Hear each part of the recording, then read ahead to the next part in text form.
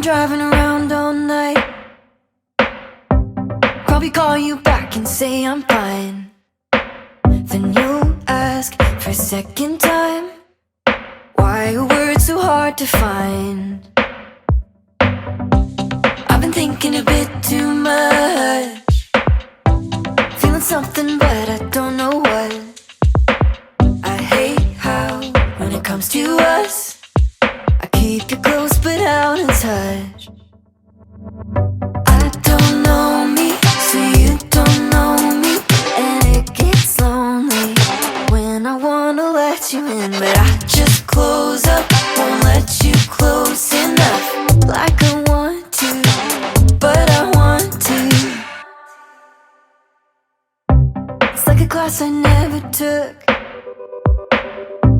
how to make myself an open book. If I could let you look, then maybe I'll be understood. Cause it's not like I don't feel things, I just don't know why I feel